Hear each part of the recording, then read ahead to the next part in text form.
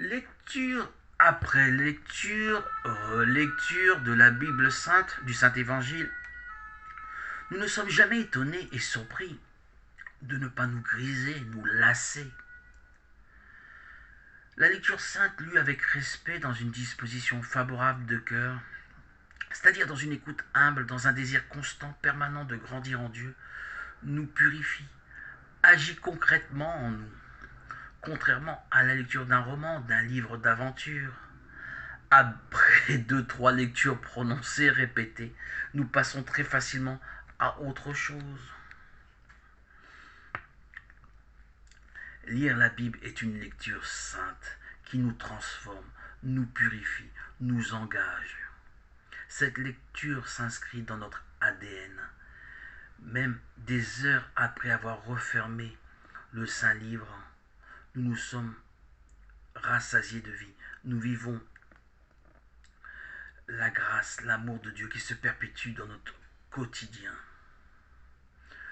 Notre sensibilité n'est pas indemne. Nous nous sentons touchés par la lecture de la Bible dans la présence de Christ en permanence tout le long de notre journée.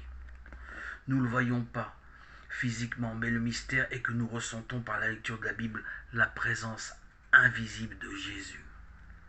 Nous n'avons ni le son ni l'image que nous procure notre téléphone par les nombreuses connexions à Instagram, Facebook, Twitter, que sais-je encore. Ces connexions innombrables qui n'accordent pas cette relation vivante où se cache secrètement notre roi. Personne ne peut détrôner une seule page, une seule verset, un seul moment de lecture. Cette relation est éternelle. Et ces connexions à ces sites Instagram, Facebook, Twitter est passager, frivole, éphémère et sans aucune consistance. Nous perdons le goût à la vie. Nous perdons nous-mêmes. Jésus se dessine dans les contours des versets que nous lisons. Des images profondes, personnelles qui jaillissent des profondeurs de nos cœurs, nous construisent, nous grandissent pour célébrer le Seigneur. Agir dans notre présent pour s'approcher de Dieu, célébrer Dieu, le chanter. L'esprit de feu nous accompagne dans nos lectures. Nos lectures nous amènent à l'action. Nous percevons les rayons de ta lumière, de ton amour. Tu nous visites, Seigneur. Les dialogues virtuels à travers nos smartphones, dans les réseaux sociaux, n'entraînent que perte de temps, déconstruction de notre identité, dispersion dans des terrains vagues, égarement dans des discussions stériles ne menant à rien, si ce n'est haine, rejet, division. On reconnaît bien ici les armes du diable, le père du mensonge, l'ennemi de la sainteté, Satan. Par la lecture fidèle à la Bible, notre cœur est prêt, il est frais, il est disponible pour se laisser visiter par le souverain consolateur. Notre relation à la Bible nous amène un dialogue divin qui nous détache des choses matérielles, des futilités, des convoitises, des désirs de ce monde. Notre cœur est prêt, notre âme écoute, notre esprit est disponible. Seigneur Jésus, tu nous guéris, lave nos souillures, en te lisant, tu rends droit notre chemin, tu aplanis le sentier. Sur les réseaux sociaux, les jeunes restent des heures à communiquer. Ils stagnent, restent inexorablement les mêmes dans l'apparence. Et de leur intérieur, ces jeunes masquent leur véritable identité. Ils ne changent pas. Ils masquent leur vacuité, leur ignorance, en lançant des défis, en proposant des gages, sans consistance. Leur identité se désagrège dans des futilités sans fondation solide. Leurs cœurs sont éteints. Ils ne brûlent pas d'amour ni pour leur prochain, ni pour Dieu. Leur prochain sur les réseaux sociaux est source de moquerie. Quant à Dieu, il est inexistant, absent. Dieu n'a pas de place dans ces réseaux sociaux, quelle tristesse. L'Esprit Saint pour eux, c'est de la science-fiction. Ces jeunes semblent ignorer son existence, quel désespoir.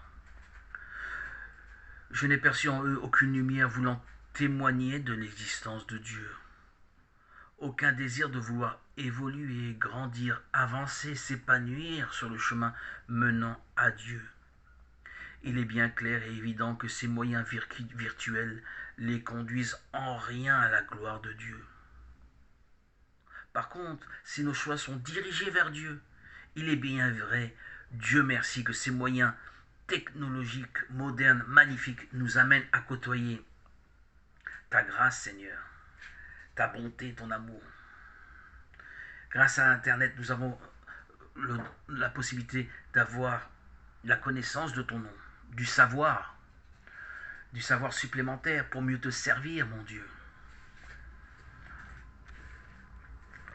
Nous n'avons pas besoin d'aller chercher et de se déplacer dans des bibliothèques. Tout est sur Internet. Merci, mon Dieu, d'avoir donné cette technologie.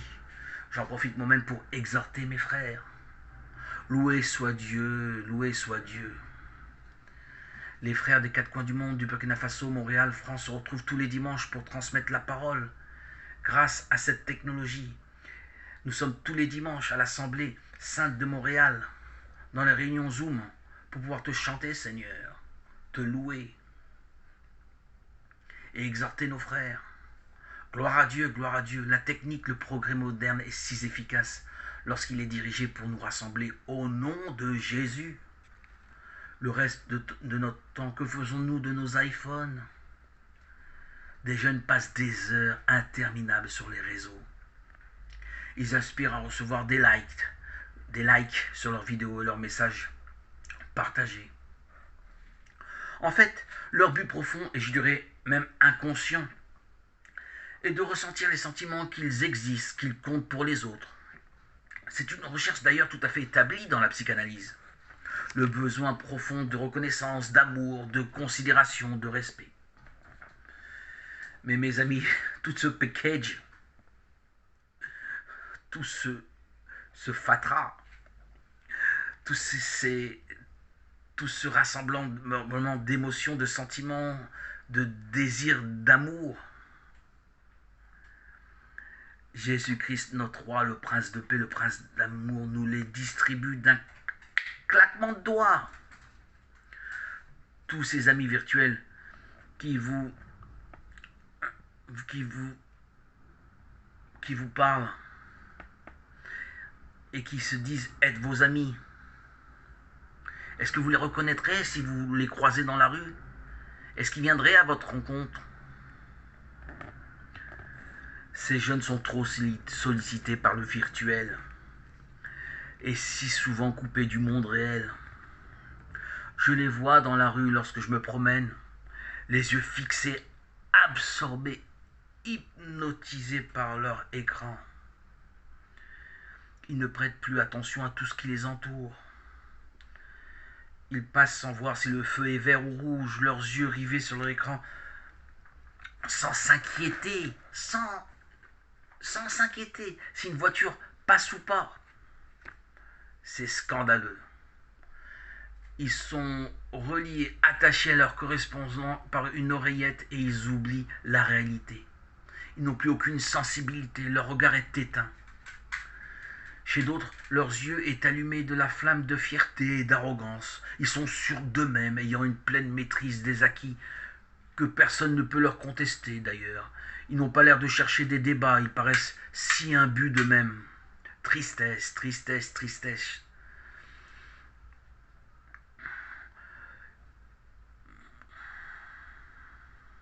Nous avons, nous, été touchés dans nos cœurs, et de manière beaucoup plus profonde par la lecture de la Bible, qui nous a offert la possibilité de côtoyer le mystère de la présence de Dieu.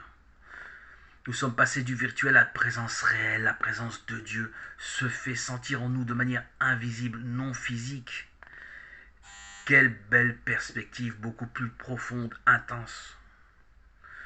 Nous passons à travers la Bible du virtuel au présentiel, à la présence intime avec notre Seigneur. Et sans écran, nous voyons Dieu, nous contemplons notre Sauveur, sa beauté à travers tous les récits. Nous puisons sa lumière infinie à travers la parole, Dieu vivant. Tu demeures en nous, tu fais rayonner ta gloire. Toi seul nous rassasis. Tu rayonnes, tu te caches derrière tous les versets, les chapitres de la Bible. Nous contemplons ta face, notre foi, notre amour, notre attachement est fortifié, renforcé, consolidé. À notre lecture, tu nous ouvres à ta grâce.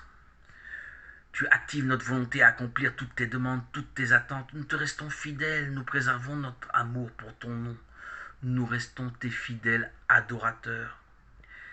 Il est bien clair que ces heures passées dans ces réseaux sociaux, dialogues, conversations, ne nous amènent que des résultats stériles.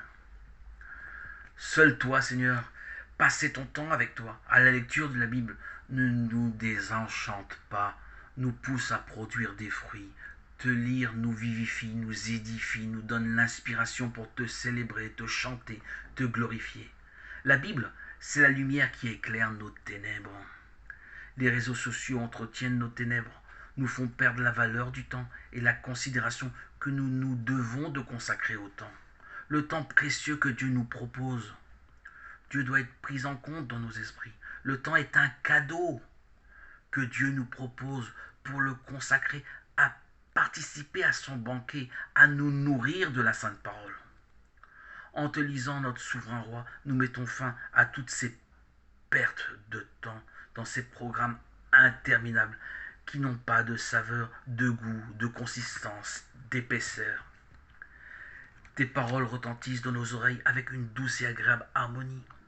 Tu transportes nos âmes dans toutes les péripéties, les étapes de ton ascension jusqu'à ton enlèvement au ciel. Tes enseignements, ta crucifixion, ta mort, ta résurrection sont les véritables images saintes qui fixent notre mémoire, notre esprit éternellement. Nous ne sommes pas comme ces gens aveuglés par leur écran qui oublient jusqu'à leur propre présence à eux-mêmes, éparpillés dans des territoires virtuels. Nous sommes en toi, par toi, avec toi, Seigneur Jésus, vivant, présent, actif, avec un cœur prêt, favorable, disponible à ton amour. Nos yeux sont sanctifiés par tes écrits saints. Nos yeux regardent ta splendeur, ton visage qui se dessine derrière chacune de tes actes, des situations que tu nous donnes à vivre. Les images peintes, dessinées par les nombreux artistes, n'ont aucune consistance et intérêt. Te voir par les yeux de notre esprit est tellement beaucoup plus agréable, beaucoup plus beau, Seigneur Jésus. Les images imposées en abondance sur nos écrans téléphoniques ne font que saturer, plomber, asphyxier notre axe imaginaire. Enchaîner notre liberté de te voir, de te saisir de notre intérieur. Éloigne de nous, Seigneur, de regarder ces images photos imposées par d'autres. Ces sources étrangères ne coïncident pas à notre perception personnelle de ton amour, de ton visage, et polluent, masquent, obscurcissent ta lumière. Toi, Seigneur Jésus, Dieu vrai, véritable, la lumière qui a pris chair pour se faire proche de nous. Donne-nous de te contempler qu'à travers notre lecture de la Bible, jusqu'au jour venu où tu viendras physiquement. Alléluia, gloire à Dieu au plus haut des cieux et paix sur la terre aux hommes qui l'aiment. À toi, Seigneur, tout honneur et toute gloire pour les siècles des siècles.